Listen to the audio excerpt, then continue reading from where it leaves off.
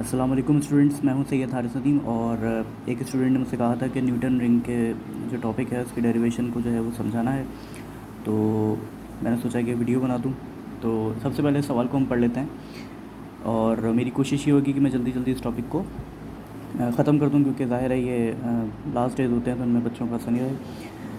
When a monochromatic light is fall on a plano-convex lens which is placed on the plane glass, then alternate bright and dark rings are produced on the surface of glass sheet, which are known as Newton ring। तो सबसे पहले हम सवाल को समझ लेते हैं। यहाँ पर लिखा हुआ है मोनोक्रोमेटिक। तो हमने जो इंटरफेरेंस का जो कंडीशंस होती हैं उसमें हमने पढ़ा हुआ है कि मोनोक्रोमेटिक का मतलब ये होता है कि सिंगल लाइट है, यानी कि वो एक ही लाइट है, एक ही कलर की लाइट है। तो उसमें क्या कंडीशन होती है कि हमें एक ही कलर की लाइट रखनी होती है। तो एक ही कलर की लाइट जो है ना वो एक प्लेनो कॉन्वेक्स लेंस पर आकर गिरी। प्लेनो कॉन्वेक्स लेंस क्या होता है, देखिए सबसे पहले मैं इस डायग्राम के ज़रिए मैं आपको समझाने की कोशिश करूँगा। प्लेनो कॉन्वेक्स लेंस जो मैंने थोड़ा डार्क किया हुआ है ये है, और प्लेनो कॉन्वेक्स लेंस रखा हुआ है एक प्लेन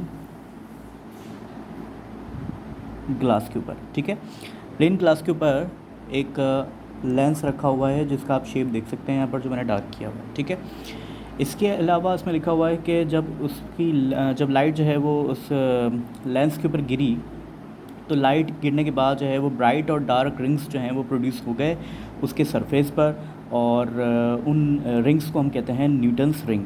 तो हुआ कुछ इस तरह से कि जब लाइट जो है वो उस पर फॉल हुई, गिरी, और जब लाइट गिरने की वजह से जो यहाँ पर जो है वो कुछ शेड्स दिखने लगे। तो जो न्यूटन्स, तो वो जो शेड्स हैं वो आपको मैं अभी कुछ नेक्स्ट उसमें टॉपिक में इंशाल्लाह वीडियो को भी दिखा दूँगा कि ग्राफिकली कि वो किस तरह से प्रोड्यूस होते हैं, क्या होता है।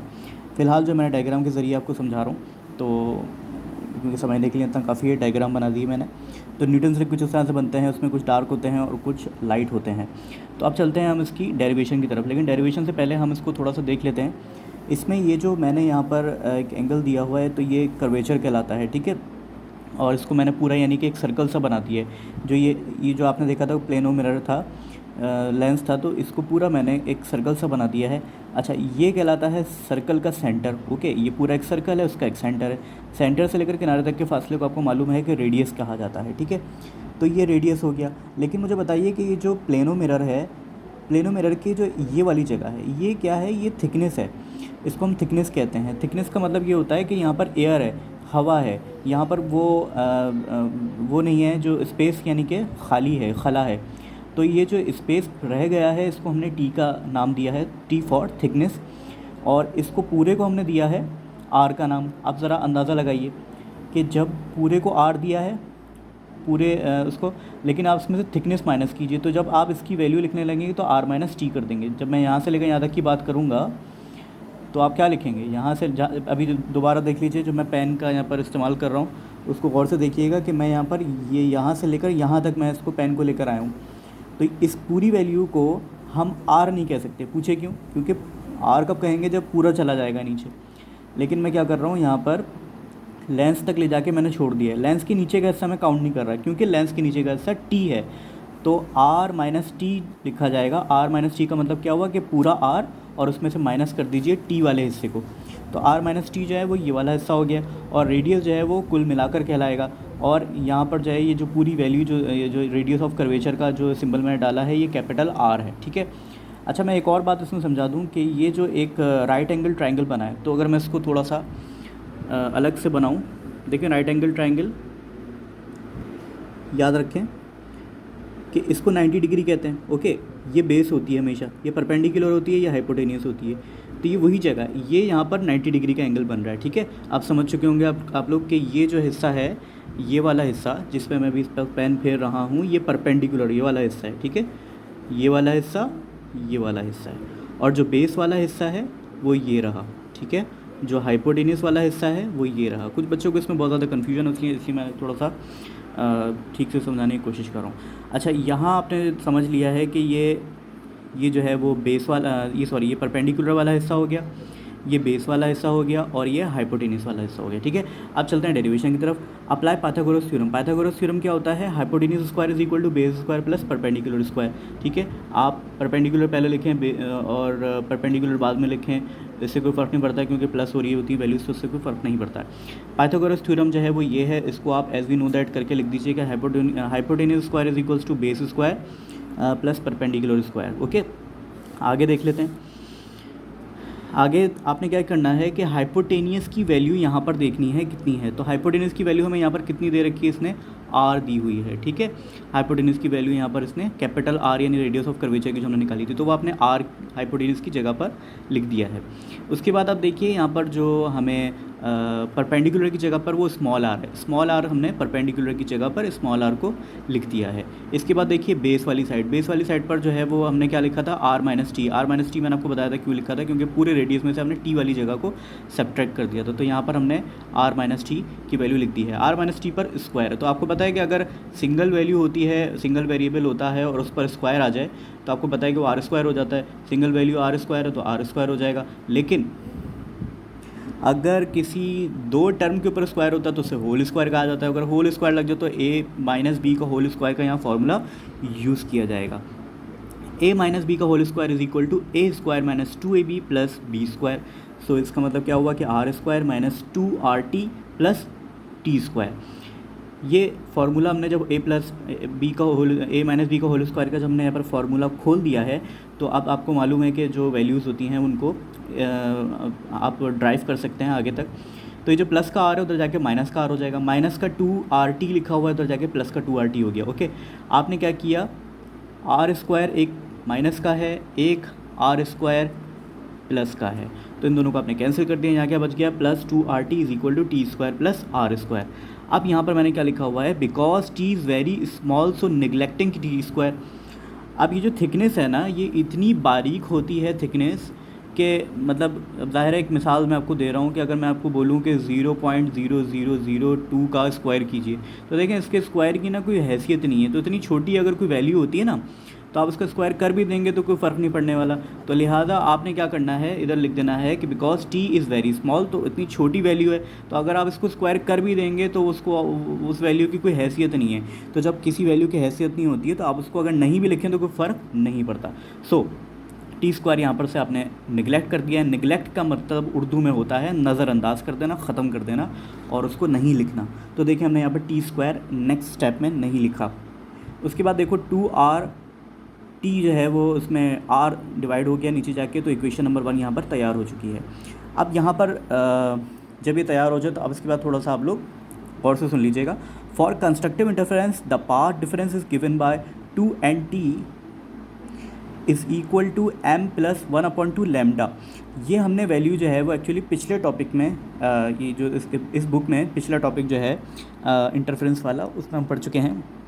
जब भी कंस्ट्रक्टिव इंटरफेरेंस की बात आती है तो हमें एक इक्वेशन दी जाती है। वो कौन सी इक्वेशन होती है, गौर से देख लीजिए, इसको याद कर लीजिए। 2nt is equal to m plus 1/2 lambda.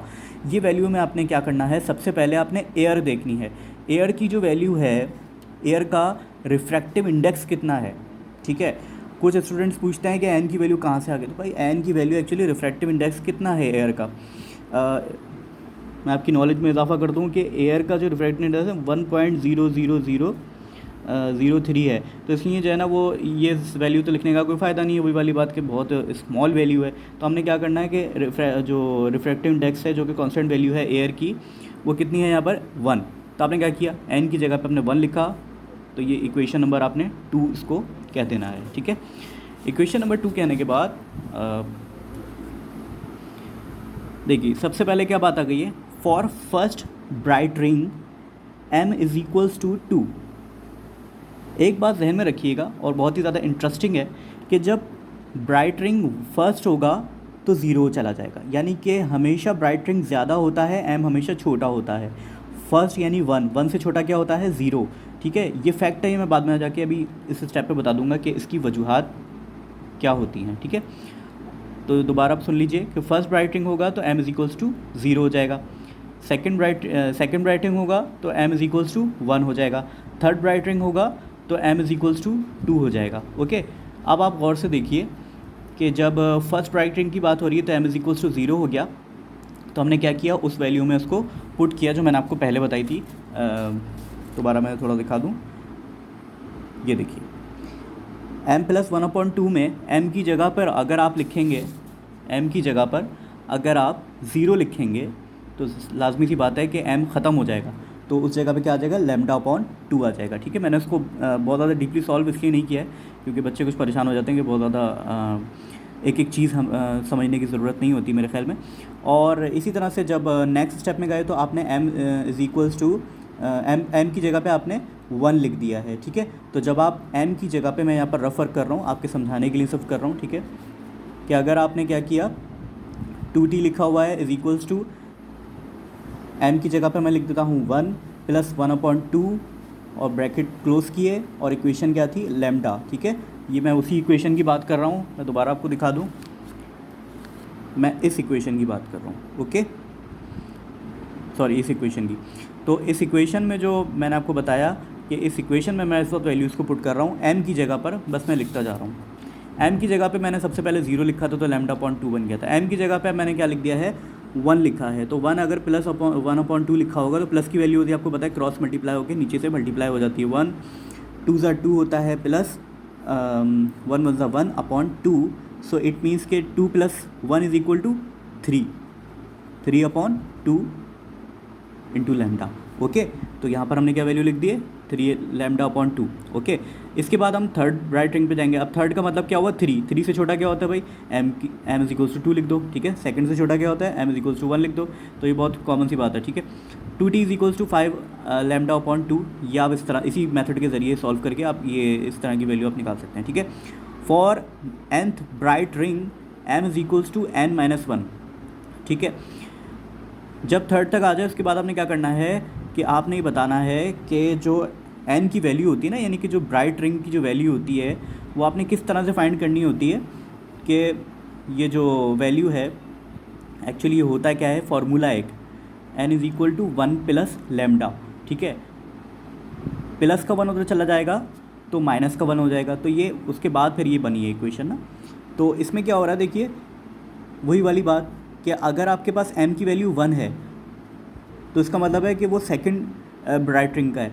तो आप गौर से देखिए, m is equals to n-1 का मतलब ये हुआ कि n की एक वैल्यू घटती चली जाएगी, यानी न्यूटन की एक वैल्यू, रिंग की एक वैल्यू जो है ना, न्यूटन रिंग की जो ब्राइट उसमें जो रिंग्स बता रहा है उसकी एक वैल्यू घटती चली जाएगी। तो आपने ये फार्मूला लिखना है। उसके बाद आपने क्या किया, putting in equation number 2। Equation number 2 हमारे पास क्या थी, थोड़ा सा देख लेते हैं पिछले पेज पर। इक्वेशन नंबर 2 हमारे पास ये आई थी, 2t is equals to m plus 1/2 into lambda. Equation number 2 में हमने क्या करना है, उस वैल्यू को पुट कर देना है जो कि हमारे पास है m is equals to n-1। किसी को ये बात समझ नहीं आई है तो मैं एक दफ़ा दोबारा बता दूँ। m की वैल्यू हम जब भी निकालते थे, गौर से देखिए कैसे करते थे, m की वैल्यू हम कैसे निकालते थे कि न्यूटन रिंग में से एक को माइनस करते थे, हमेशा न्यूटन रिंग में से एक को माइनस कर दिया। न्यूटन रिंग कितना है भाई, सेकंड है यानी 2 है, तो एक को माइनस करो 1 बच गया। न्यूटन रिंग कितना है, 1 है, तो एक को माइनस करो 0 बच गया। न्यूटन रिंग कितना है, 3, एक को माइनस किया 2 बच गया। इसी तरह से हमारे पास ये वैल्यू आ गई है। ओके, जब आपके पास ये वैल्यू आ जाए तो आपने क्या किया, वो वैल्यू आपने m की जगह पर पुट करी। ठीक है, जो मैंने आपको पीछे भी दिखाया इक्वेशन नंबर 2 के अंदर, प्लस 1/2 वगैरह वगैरह। आपने इसको, क्योंकि ये जो वैल्यू है आपने एलसीएम वगैरह लेकर इसको -1/2 कर दिया है। इसी मेथड से आपने एलसीएम करना है, आपने इसको इक्वेशन नंबर 3 का नाम दे देना है। Comparing equation number 1 and 3, equation number 1 कौन सी थी, पीछे दिखा दूँ मैं आपको, जो हमने इक्वेशन नंबर 1 बनाकर छोड़ दी थी वो ये वाली थी। इक्वेशन नंबर 1 क्या थी, 2t is equals to r²/r, 2t is equals to r²/r। और यहाँ पर क्या कंडीशन है, गौर से देखो, 2t is equals to n-1/2 into lambda. तो 2t और 2t कॉमन जा रहा है, तो जो चीज़ कॉमन जा रही होती है ना तो उसको हम कंपेयर कर सकते हैं। इक्वेशन नंबर 1 एंड 2 आपने, सॉरी 1 एंड 3 आपने कंपेयर करी। वो जो पहले वैल्यू थी वो कितनी थी, r² कैपिटल का इज इक्वल्स टू, आपने ये वाली जो ऊपर की वैल्यू है वो ये लिखी है। तो आपने दोनों इक्वेशन को कंपेयर करके r², देखो यहाँ पर मल्टीप्लाई ऊपर जाके हो सकता है, तो आपने r² को जाके मल्टीप्लाई करवा दिया। किस तरह से, r², मैंने यहाँ पर लिखा नहीं। आपको मालूम है कि जब भी r² लिखा होता है, क्योंकि हमें r² की वैल्यू या किसी भी स्क्वायर की वैल्यू नहीं चाहिए होती, बल्कि हमें वो सिंगल वैल्यू चाहिए होती है, क्योंकि स्क्वायर हुई भी वैल्यू का कभी अभी आंसर नहीं माना जाता। तो उसको स्क्वायर काटने के लिए हम क्या करते हैं भाई, रूट ऑन बोथ साइड्स। इधर रूट लगाओगे तो पता है तुम लोगों को रूट कट जाएगा, तो स्क्वायर कट जाएगा, तो लेकिन इधर से रूट नहीं कट सकता, तो इस तरह से आपने इसको, हाँ अलबत्ता इसका स्क्वायर कट जाएगा, तो यहाँ पर आपने आर लिख दिया है, ठीक है। ये आपके पास वैल्यू आ गई है, तो इस तरह से आपकी डेरिवेशन मुकम्मल हुई। आखिर में आप लिख दीजिए R is small R is equals to radius of Newton's ring, capital R is equals to radius of curvature, N is equals to number of Newton's ring, और lambda is equals to wavelength of monochromatic light, ठीक है। तो मैं आप लोगों के लिए थोड़ा सा इसको जूम आउट कर रहा हूँ, ताकि आप लोग इसका अगर स्क्रीनशॉट लेना चाहो तो स्क्रीनशॉट ले सकते हो, ओके। ये हो गया।